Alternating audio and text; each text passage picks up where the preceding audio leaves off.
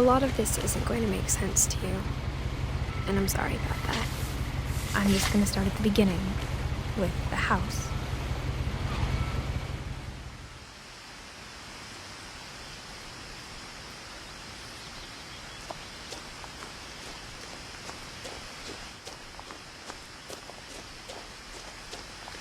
I lived here until I was 11, but I wasn't allowed inside half the rooms.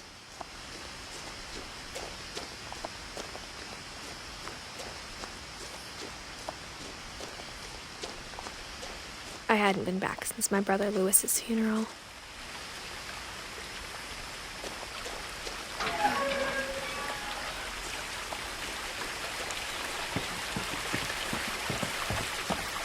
In her will, my mother left me a key but didn't tell me what it unlocked. Maybe she thought I'd know, or she thought that the mystery would be enough to bring me back.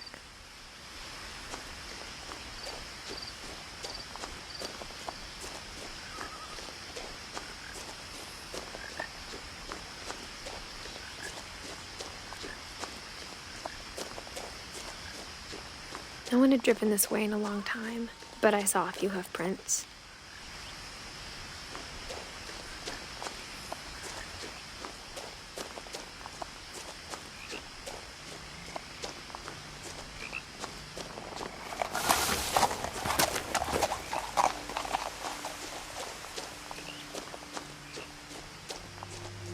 The truth is, even after I inherited the house, I never thought I'd come back to it. But now I had questions about my family that only the house knew the answers to.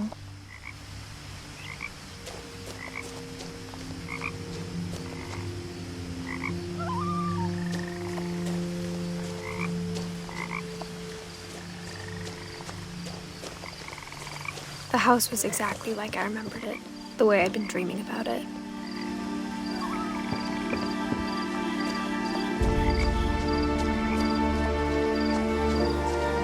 As a child, the house made me uncomfortable in a way I couldn't put into words.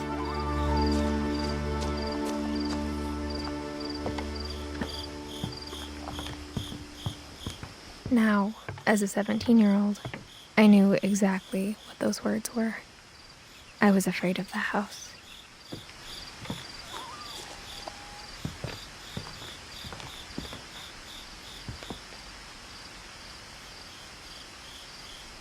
I hoped the key might unlock the front door. It didn't.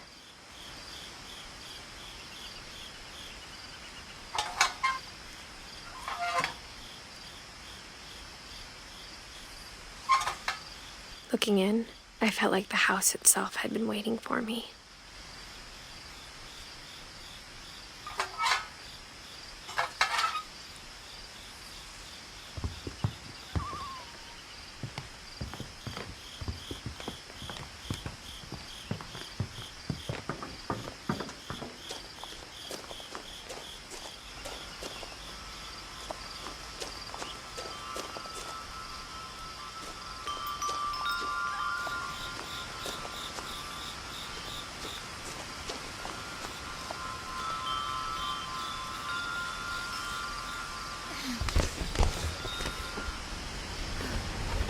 Crawling through the doggy door used to be a lot easier when I was 11.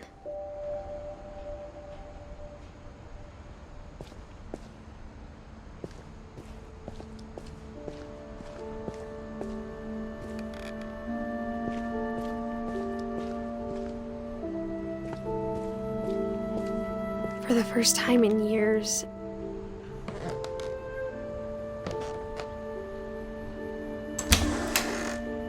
I felt like I was home.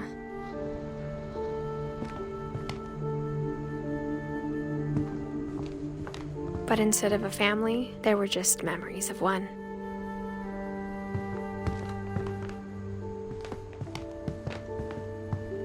Nothing in the house looked abnormal. There was just too much of it, like a smile with too many teeth.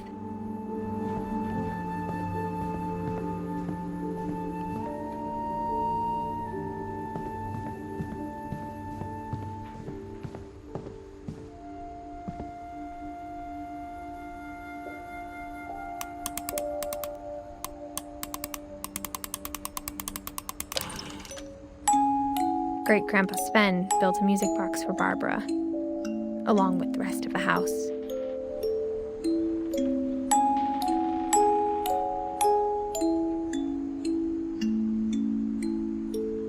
Mom always told me to stay out of the basement, so I wasn't too surprised when the key didn't fit.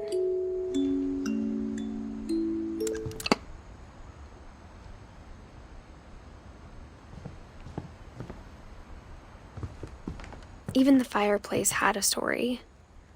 Edie told me the bricks came from the original house, after it sank.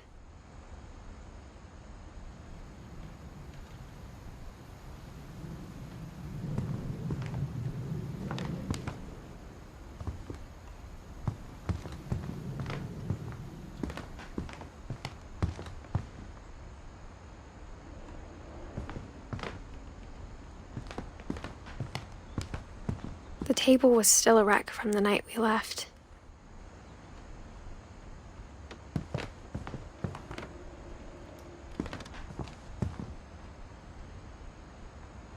My mom was the only one of us who could imagine Great-Grandma Edie living in a nursing home.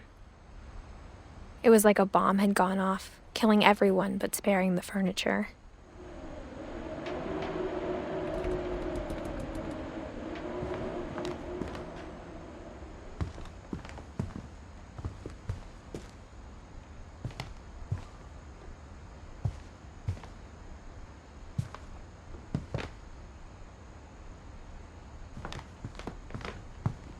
After Louis started working at the cannery, we all got pretty sick of salmon. Except our cat, Molly.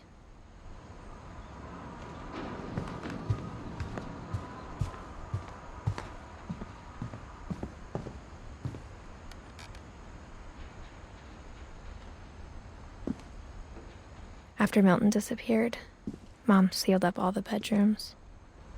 Then Edie retaliated and drilled peepholes.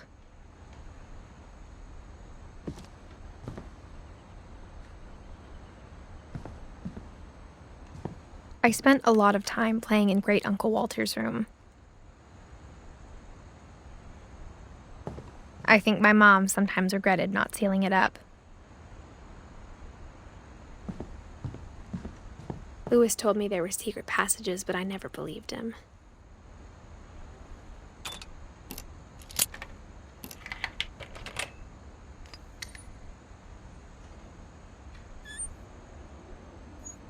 Turns out, my mom was really good at keeping secrets.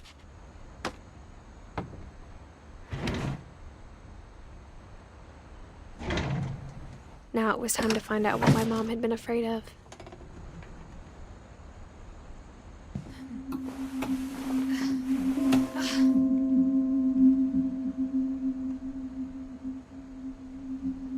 Reading this, maybe it sounds like I had a plan. But I had no idea what was behind that door.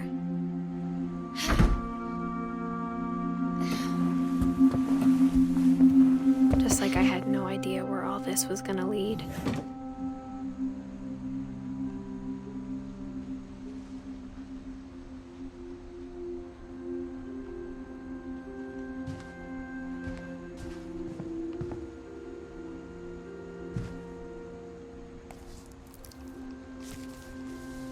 December 13th, 1947. Dear Diary, I'll be gone soon, but I wanted to tell somebody about what's gonna happen. It started when Mom sent me to bed without dinner. I woke up and I was starving, so I looked around for something to eat.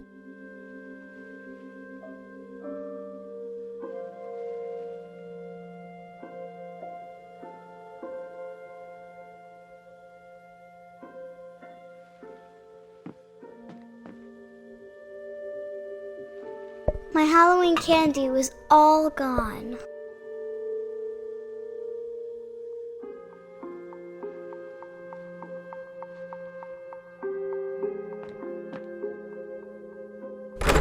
Mom, can I come out now? Sweetheart, it's late. Go to sleep.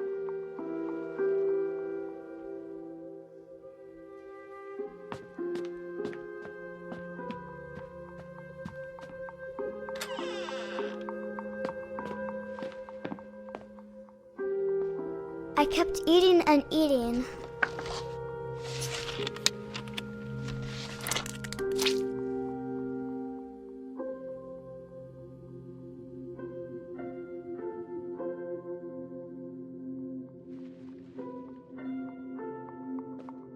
I ate a lot of things that night.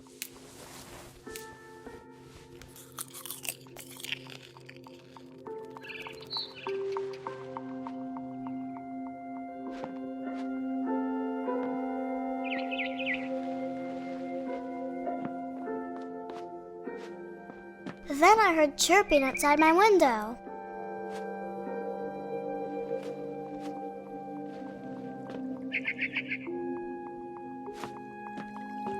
It was a barn swallow going back to her nest. I reached out for her.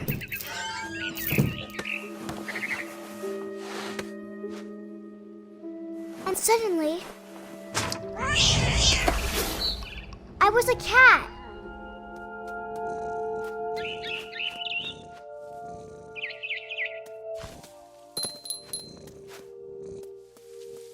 I tried to be quiet, but the bird was really scared.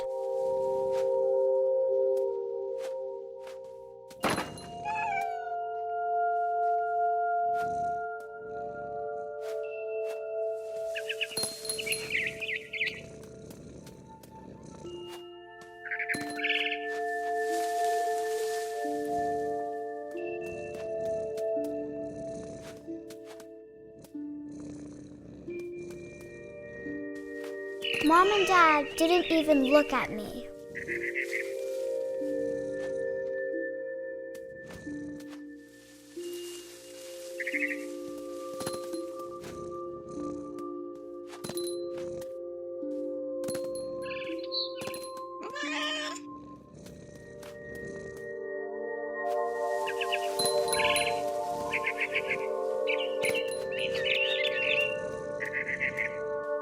I jumped and I almost got her.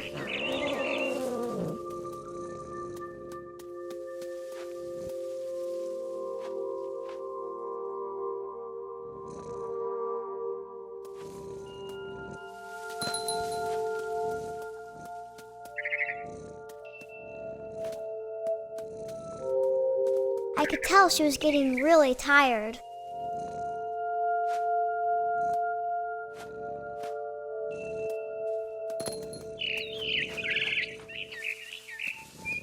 Now I was up in the big tree. I promised Dad I wouldn't climb it anymore. All I cared about was eating that mama bird.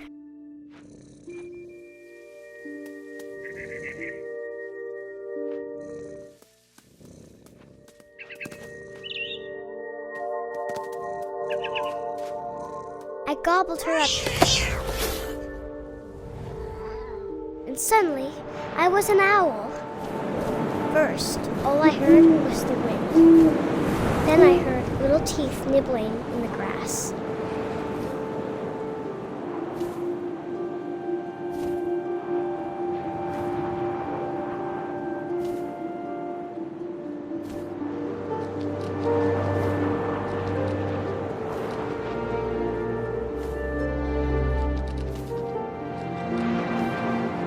Rabbits.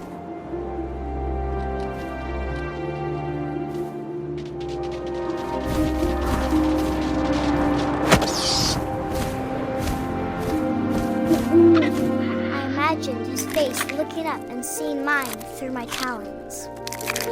I swallowed him up, and I didn't chew one bit. Then I flew off to find something bigger.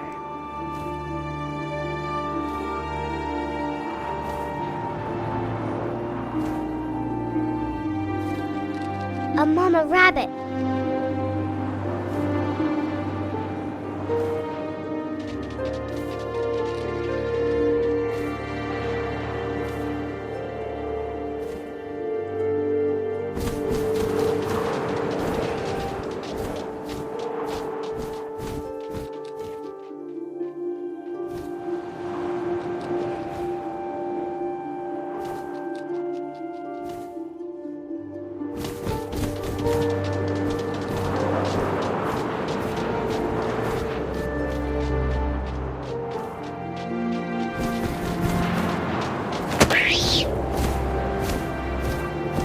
She was almost too big to carry.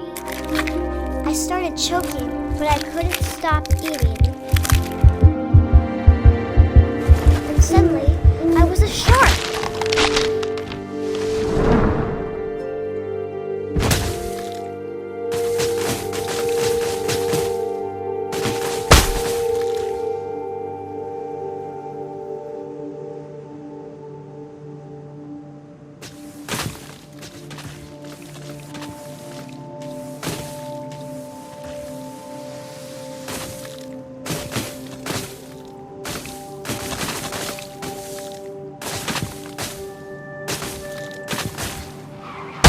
I rolled off a cliff and into the ocean. Now, I was hungrier than ever.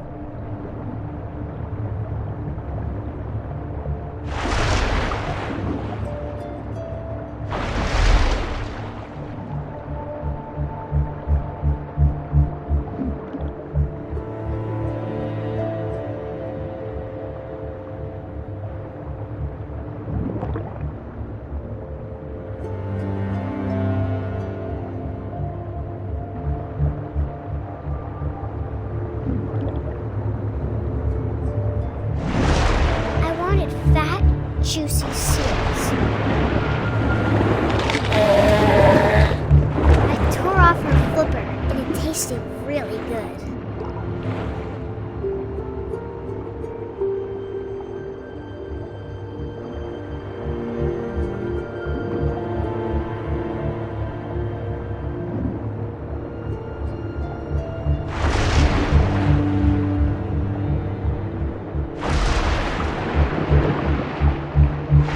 Grabbed on tight.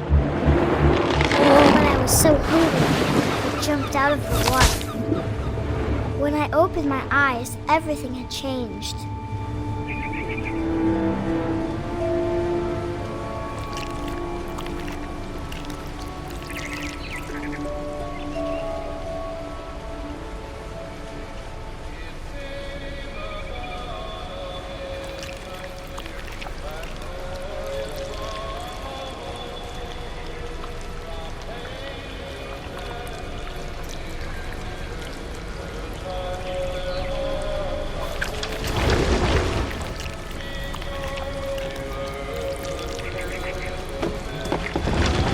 Now I was a monster, and I smelled people everywhere.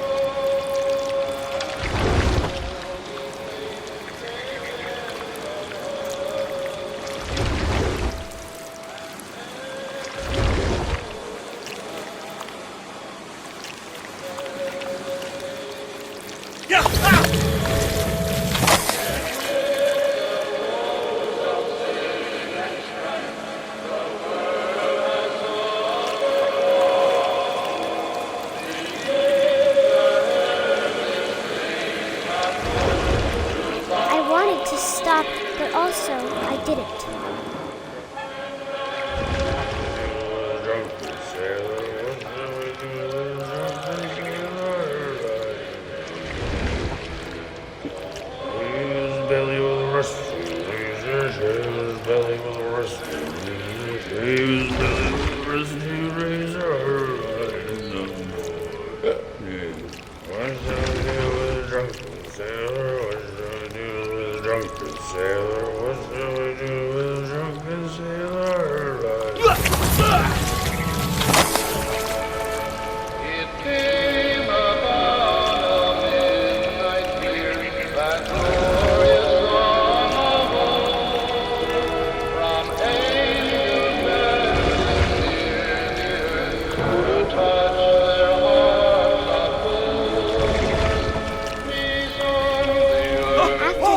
Passenger, I was still hungry. And across the water I smelled something new. Something I had to have.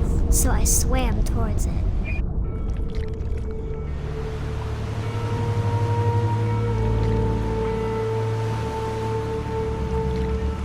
I slithered onto the sand, and the good smell went into an old pipe.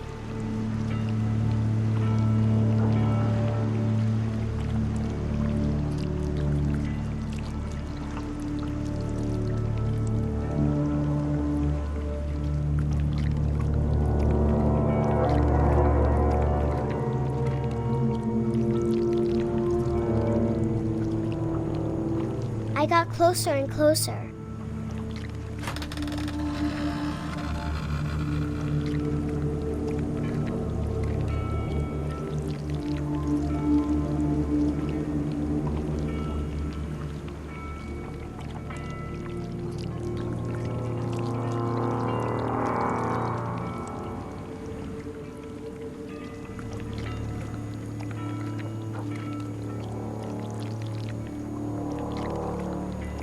All of my stomach started growling. And suddenly, I was me again. I held my breath for a long time, but I couldn't hear anything. I think it's waiting for me to fall asleep. But it's not going to wait much longer. It needs to feed, and we both know I will be delicious.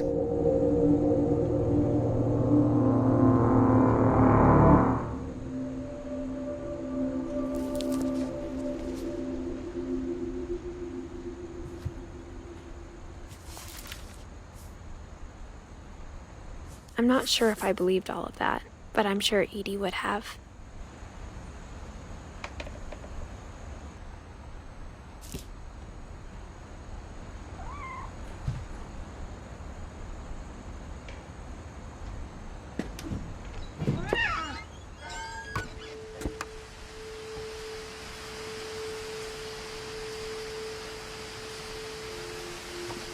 This will be obvious later, but my mom never told me any of these stories. Edie would have, but Mom didn't like bringing up the past. Though, when we adopted a stray kitten, she was the one who named it Molly.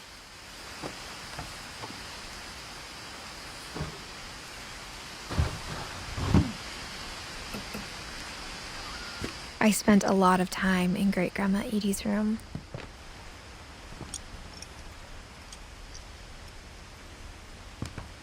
We got along, and it was a good place to hide from my mom.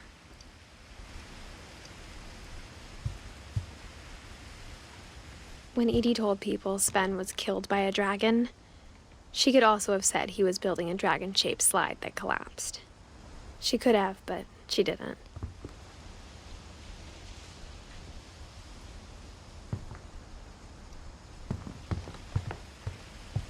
Her room was like a museum.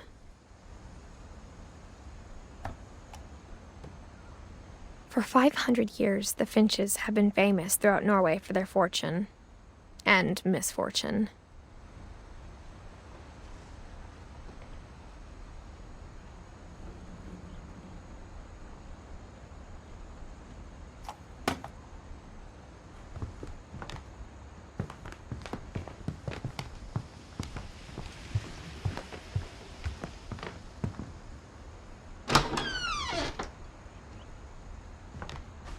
The only trace Grandpa Sam's first wife, Kay, left on the house was the pink bathroom.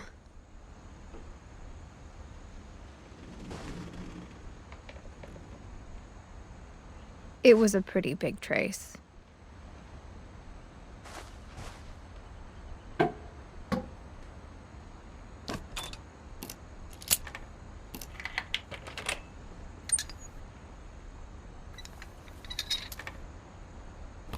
There's a secret in this bathroom.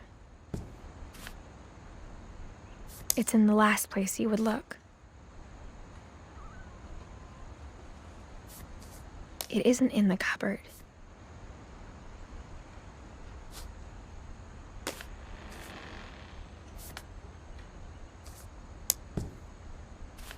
It's hidden in this book.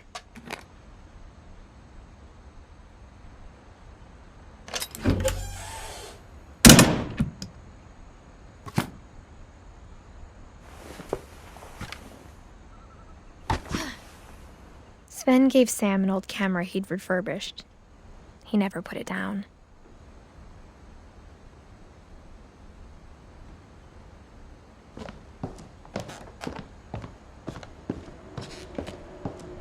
From the paintings on the wall, it was clear my brother Milton had been here before me.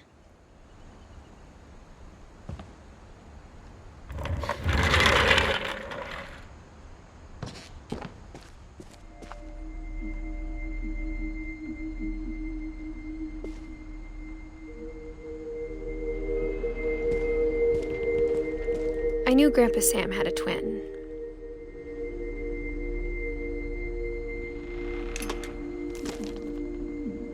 And that he never talked about him.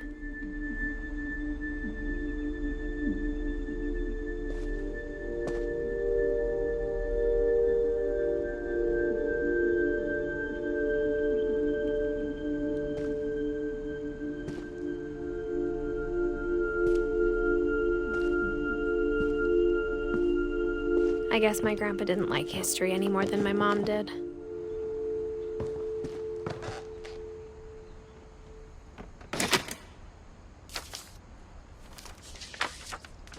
How I Want to Remember My Brother by Sam Finch.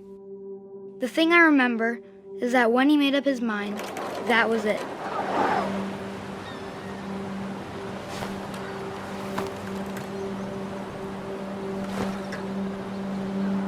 My brother said he'd die before he ate another mushroom, and he did.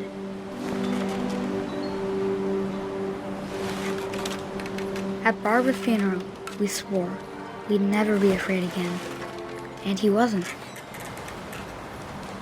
I think Calvin always wanted to fly.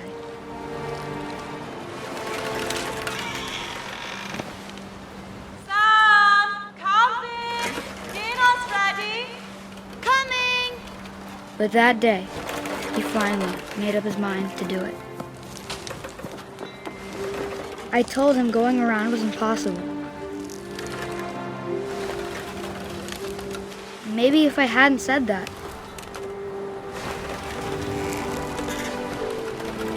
Calvin, I'm not gonna tell you again.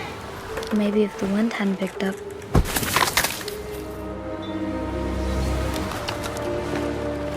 Then maybe he'd still be here. But I doubt it. I think he'd already made up his mind. That's what I want to remember about my brother.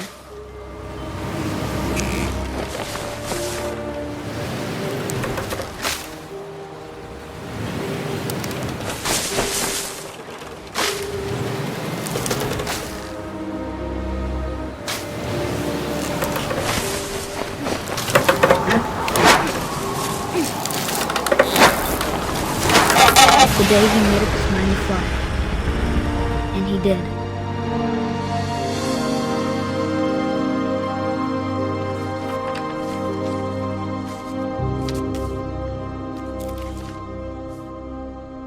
Calvin's story felt strangely familiar. When I was younger, I remember trying to do the exact same thing.